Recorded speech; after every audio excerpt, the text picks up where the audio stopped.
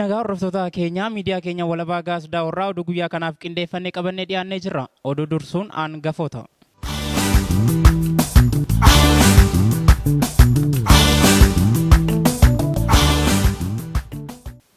Promoshiniin Abdii Luucee magaalaa hangattuu fi giddugala tuurizimii kan taate magaalaa Adaamaatti argamu guddina aadaa fi aartii Oromoof shoorri inni qabu olaanaa ta'u ragaan dura ta'aa fi hundeessaa promoshinichaa aartist Abdii Luucee irraa argannee ni balbalomsa.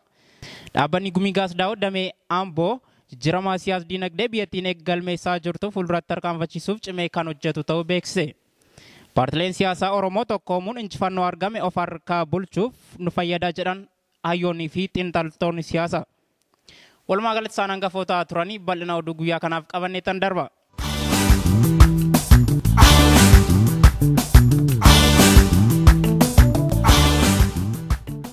Promoshiniin Abdii Luucee magaalaa hangattuu fi giddugala tuurizimii kan taate magaalaa Adaamaatti argamu guddina aadaa fi aartii Oromoof shoorri inni qabu olaanaa ta'u ragaan dura ta'aa fi hundeessaa promoshinichaa aartist Abdii Luucee irraa argannee ni balbalomsa. Promoshinichi waggootaan muraasaan asitti haa hundeeffamu malee kaayyoo fi ergamni inni qabu olaanaa ta'uusaarraan kan ka'e sirna biraaf osoo hin bitamin injifannoo guyyaarraa arguusaatiin kan boonu ta'us dhiyeereetiin jira. Quuqama aadaa aartii uummata isaaf qabu irraan kan ka'e kabaja ayyaana waggaa fi kanneen biroo irratti sagantaalee bohaarsoof bashannansiisoo qopheessuun ga'ee isaa bahaa kan ture yoo ta'u gara fuulduraafis fayyadama afaanii irrattis cimee kan hojjetu ta'uu beeksise. Qophii wal dorgommii Oromiyaa Talent Show dhaabbata televezyiinii waliin qopheessuun guddinni aadaa fi aartii Oromoo sadarkaa fooyya'ee irraan ga'uuf shoorri isaa olaanaa ta'u dorgomtoonni qophicha irratti hirmaatan miidiyaa walabaa gaazexaaf ibsaniitii jiru. Qophichi dhimma ammoo fi mo'amoo osoo hin taane dhimma aadaa fi aartii ofii guddisuu waan ta'eef waan nu mufachiisee booda nu deebisuu hin qabu jedhan. Stuudiyoo keenyatti argamuun miidiyaa walabaa gaazexaaf ibsa kan kennan dura ta'aa fi hundeessaan dhaabbata promoshinii Abdii Luucee aartist Abdii Luucee gara fuulduraatti kaayyoo fi ergama dhaabbatichi qabatee galmaan ga'uuf namni eenyummaa isaaf quuqamu kamillee hojii aartii hundarratti hojjechuu barbaadu waliin hojjechuuf qophii ta'uu dubbatan. Dhuma irrattis aartist Abdii Luucee dargaggoota Adaamaa fi akkasuma qeerroo Oromoo maraan bakkuma jirrutti taanee aadaa fi aartii keenya guddina biyyattiin eegalteef tokkummaan tumsuu qabna jechuun dhaamaniiti jiru.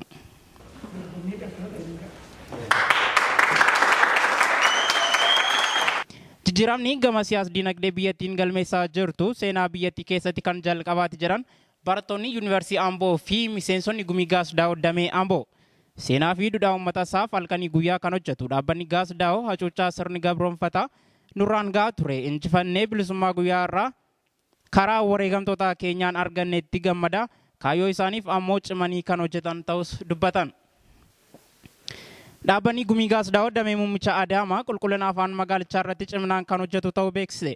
Dhaabbatichi kutannoo cimaa miseensi dhaabichaa qabuun adeemsa mootummaan Oromiyaa qabu waliin hiriiruun rakkoo mudatu kamillee hiikuuf kan duuba hin deebine ta'uu itti aanaa hoogganaan garee rakkoo teeknikaa nu mudateef nuuf galcha. Kutannoo cimaa miseensi dhaabichaa qabuun adeemsa mootummaan naannoo Oromiyaa qabu waliin hiriiruun rakkoo mudatu kamillee hiikuuf kan duuba hin deebine ta'uu itti aanaa hoogganaan dhaabbatichaa kan ta'an obbo Roobaan dubbatan. Akka obbo Roobaan jedhanitti hojiin gama gool hambaa gumichaaf aga ammaatti godhameen milkaa'uu baatus yeroo gabaabduu keessatti hojiin isaa guutummaa guutuutti kan xumuramu ta'uu miidiyaa walabaa gaazexaaf himan. Gareelee gaazexaawwan qabdu keessaa tokko kan ta'e gareen diraamaa hayyootaa fi aartistoota oomishuusaa itti fufeetii jira. Diraamoota gaggabaaboo hojjetaa kan ture yoo ta'u torbanoota muraasaan asitti diraamaa dheeraa mata duree isaa achi buute jedhuun daawwattootaa fi jaallattoota aartii biratti fudhatama guddaa kan argate ta'uu barreessaa fi daarektarri diraamichaa aartist Dachaasaa Gazmuu himan. Garichi miseensa ciccimoo waan qabuuf waliigaltee guddaan yeroo shaakalli isaaniitti dhimma bahuun kan hojjetan ta'us obbo Dachaasaan dubbatan. Liigiin dargaggoota ODP guyyaa isaa afuraffaa bara hojii tokkoffaa Adaamaatti mari'ate guyyoota 10f kan geggeeffamu ta'uu waldaan qeerroo Oromiyaa beeksise. Yaacha irratti aangawoonni mootummaa olaanoonii fi hayyoonni kan irratti hirmaataa jiran ta'us seerameetii jira. Liigiin kun erga hundaa'ee waggootaan 10 ol kan lakkoofse yoo ta'u jijjiirama siyaasaa biyyattiitti fufsiisuuf erga mari'atee booda ajandaalee biroo irrattis mari'ateera. Liigichi yaa'isaa ibsa ejjennoo shaniin erga xumureen booda dargaggoota 45 filachuun dhumarratti tokkummaa Oromoo ni mirkaneessina dhaadannoo jedhuunis goolabame. Rakkoon qaamolee hidhattootaa biyyattiin uummata nagaa irratti godhamaa tureen lubbuun darbuu fi qabeenyi agas hin jedhamne barbadaa'u jiraattonni godina Wallagga Lixaa magaalaa Gimbii dubbatu. Akka bulchaan magaalaa Gimbii jedhanitti rakkoon kun kan uumame dhimma daangaa irraan ka'us dhimmichi sanyii duguuggaa saba Oromoo irraan ga'uuf akka ta'e dubbatu. Maqaa balleessin paartii biyyaa fi uummatasaaf qabsa. Maqaa balleessin paartii biyyaa fi uummatasaaf qabsaa ture hadheessuuf xiyyidiin darbataa turte harka jajjabee bira darbee uummata miidhuu hin dandeenye jiran hayyoonni fi abbootiin gadaa Oromoo.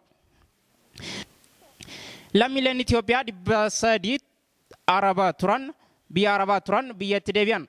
Mootummaan biyyattii mirga lammiilee eeguun lammiilee hidhamanii turan guyyaa kaleessaa hiiksisuun biyyatti akka deebifaman taasisuu tajaajilli oduu Itoophiyaa gabaase. Namoota walitti bu'iinsa naannoo Gumuzii fi naannoo mootummaa naannoo Oromiyaatiif sababa ta'an seera jala oolchuuf mootummaan hojjechuu qaba jedhan jiraattonni godina Wallagga Bahaa. Jiraattonni magaalaa Naqamtee rakkoon kun dhimma daangaan wal qabate uumamu dhimma lubbuu waliin kan waan wal qabatuuf gama saamichaa lafaatiin qaamni socho'u kamillee of qusachuu akka qabu akeekkachiise. Mootummaanis nageenya biyyattii waliin eeggachaa sirna dimokiraasii biyyattiin eegaltee galmaan ga'uuf qeerroo uummanni fi mootummaan yoo wal dhaga'eedha jedhan. Gootichi tokkicha sabaa yoo haasa'u diina raasu gocha isaan jaalala kan facaasu. Dr. Kabajaa Pirezidaantii Lammaa Magarsaa.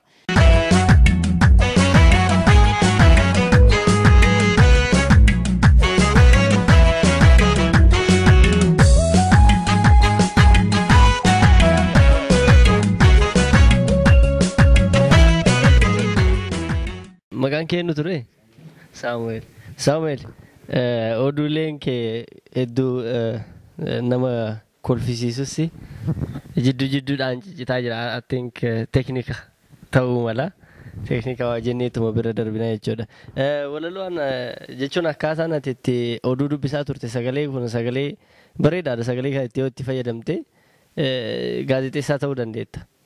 Garuu waan si dhaamu barbaadu tokko maaliin oduu irratti yeroo hedduu wanni baratame biyya alaa kana keessatti yeedalootti godhudha.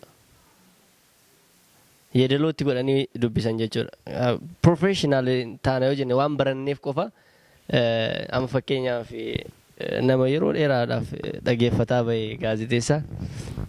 Israa'el Filistiimoonni oduu kana isinii qabadhee jiru kana yeedaloodha. Yeedaloo irra tun ta'in kaleessa galgala Israa'el fi Filistiim waraana walitti buusuudhaani kana tun ta'in yeedaloo haala adda ta'een haala biyya kana keessatti hin baratamne akka biyya alaa san ladies and gentlemen jetteetuma laarigite akkuma warri isaan free ta'anii taasa'e ittiin cinqamiin jechuudha. Kanaaf jabaadhu. Saamu'eel irratti qophoofte tasii barreessitee fiddeetta maal ta'e. Akkuma inni jedhe inni amma tokko sitti miti waan biyya kana keessatti baratame tokko. Hambiraama biyya kana keessatti ka baratame maaltu oduu miti saayinsii isaa yeroo barattu rakkachuu keetii kanaachi sagaleen kee bareeda. Jabaadhu hambiraama maalan itti gochuu qabdu yoo waan akkasii irratti amma ittuma fuuftataan kanuma irratti dorgommiitii itti fuuftataanani. Oduu warra baratame televiziyoonii irraa fiddee dhufootu hin ta'in ofii kee kireet godhi. Oduu ofii kee kireet godhi amma gaariidha. Nama Abdii Luuccee fa'aatti kuni inni amma piroomoshiniin Abdii Luuccee namoota baay'ee akkas gochuudhaan namoota baay'ee akkas godhee jedhiiti asuma irratti uumiiti oduu jechuun haala hin baratamneen. Jechuun isa abaluu asitti gaggeeffame oduu miti kun. Jechuun wal dorgommiin gaggeeffame sagaleetiin diraamaa shubbisaan gaggeeffameen oduu miti.